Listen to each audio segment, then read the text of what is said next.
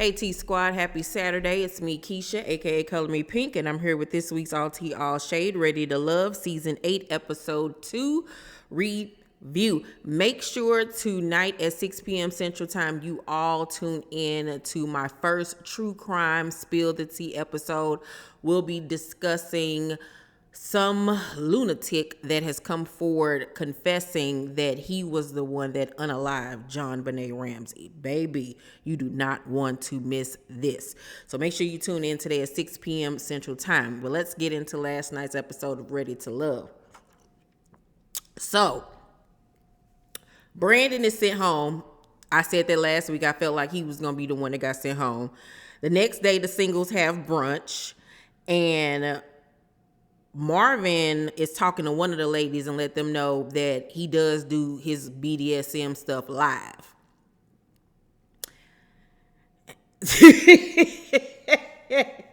So you should have put that you are an erotic author / sex worker. Like, I don't, like, what? Like, okay, that's a bit much, but all right. Eunik like it though, and she like him, child, but she a little bit scared, because she treading into uncharted waters. He likes her bashfulness, because men that are dominant in BDSM like, a bashful, submissive woman that they can curate and control, in that way, So, Red asked to speak to Eunik, and he's still tripping off her comment at the mixer where she said that his job is a thot job. And he says to her, I don't feel like we left off on good vibes. And she say, I don't think we started on good vibes. And so she stands on feeling that what she said is how she felt, like it was a thot job, but she wasn't meaning it to be mean. Like, she was saying it as a joke, but she meant what she said. You know what I'm saying? And considering the fact that he is a DJ and comedian, like, why would you care? Like, I mean, what you do is, like, considered a thot job. It is just what it is. Like, get your panties out your butt. She's shocked that he, as a comedian, couldn't take the joke, and then he says that she's a thot or whatever, and I'm like, okay, how old are we doing tit for tat now? Like, really, that's what we're doing? Sorry about that. Okay, so then Habibi, Tequila, Kira, Red, Phil, and Janelle all go on a date with one another, and Tequila kicks things off with Phil by saying, I have a bone to pick with you, Phil. I tried to connect with you and you pulled away from me. And I'm like, how is that a bone to pick from him? Obviously, he not feeling you, so move on, move around. Like, Tequila just she don't get it. Like, she don't get red flags. She don't get when men are not into her. Like, everything is just in disarray when it comes to Tequila. And so he was like, well, our lack of communication stemmed from a question about, sex, and for me that may have been asked too soon. Like, basically you started talking about intimacy right off rip, and I don't even know who you are, anything about you, and he ain't like that. You know what I'm saying? It gave him a bad impression of you. So at this point, Janelle arrives, and all eyes is on Janelle, and Tequila say to her, so who you feeling? And she was like, I'm feeling Red. And I was shocked by that, because not my cup of tea. He just funny looking to me, child.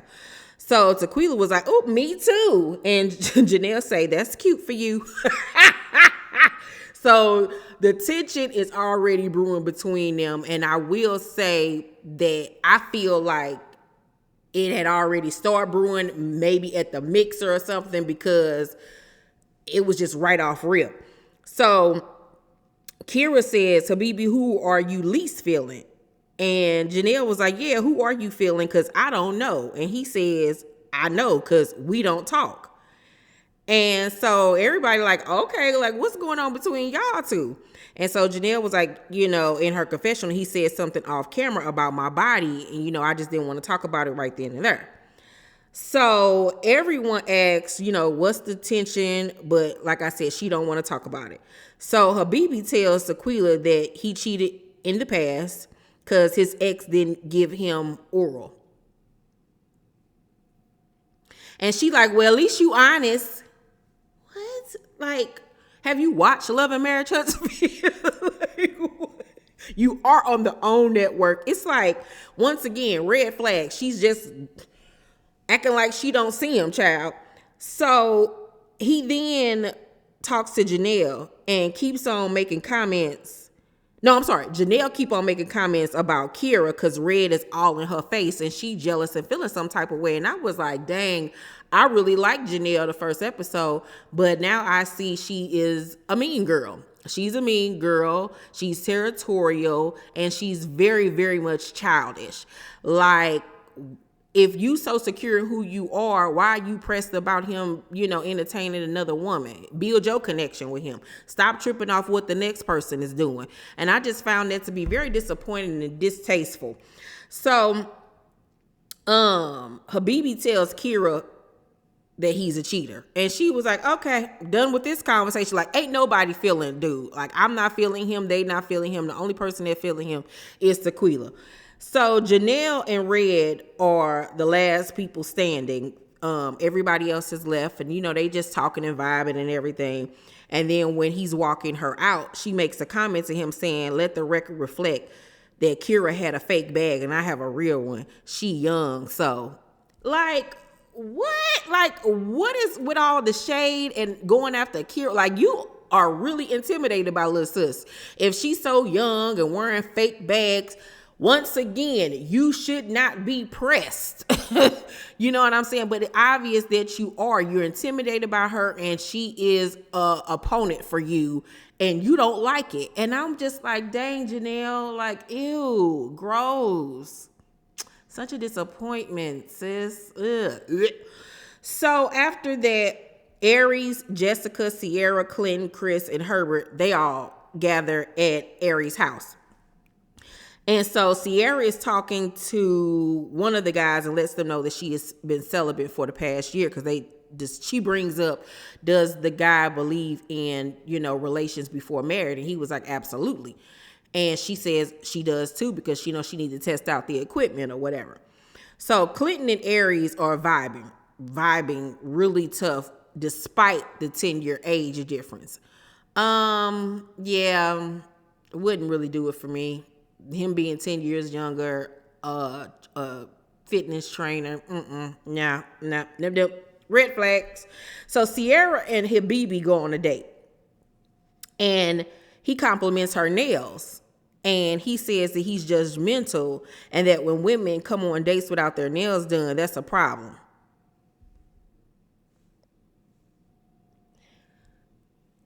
You up here cosplaying a 7-Eleven owner and got the nerve to be trying to critique how women look and present themselves. I don't normally have my nails done because of what I do for a living. I'm always typing and I don't need no nails getting in my way. So I guess he would like me, child. He would be judging me. But like, sir, have several. He constantly saying something smart and you don't know these people, so you just can't be saying whatever comes to your brain. Then at some point he jokingly says to her that her mama ain't ish. Now it was a joke, but once again, you don't know her to be saying something like that. So she was immediately offended and was over the date and was like, check please, I'm up out of here. So Lee and Quentin go on a date together and they have major chemistry throughout the entire date. They're both into fitness. I think that they actually could be a nice pair. So we get to the ladies' lounge that week and Sierra come in there with this wig on, didn't even look like herself. She looked like one of the white chicks from the White Chicks movie with that wig on. It did not suit her at all. She is one of those people that needs a short haircut. Her short, blonde, pixie cut, magnifique. That wig gives me Marlon Wayans in drag. Absolutely not. So the ladies sit down with Tommy and they say that majority of them were saying they were feeling Quentin and Red. And I'm shocked that they are feeling Red. He just looked like he was born with a birth defect. Let me be quiet. So Tequila says that she's feeling Habibi and that he is a good job. Everybody else like, child cheese. Sierra started laughing. She was like, And then Janelle was like, Habibi is an authentic clown and this is not daycare. So Tequila sitting there rolling her eyes because, she already don't like Janelle. So Kira thinks that Quentin likes white women.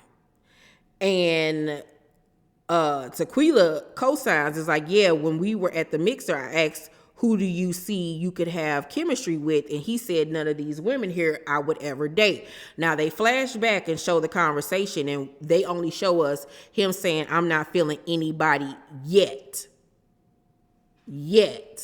So I don't know how she equates that to him liking white women or whatever the case may be. Who knows? He probably does. You know what I'm saying? But there was some discrepancies in what was said. So Janelle in her confessional says she feels like it's a rumor made up by Kira and Tequila. Because once again, she don't like Kira because she's jealous and she just don't like Tequila, period. They just don't get along. So Lee also disagrees because, they have chemistry. They're building a connection. So majority of the ladies don't like Habibi, but of course Tequila does. So Janelle tells Tommy, my first interaction with him, he was in front of me and he turned and said, girl, them titties, I'm gonna suck them next time.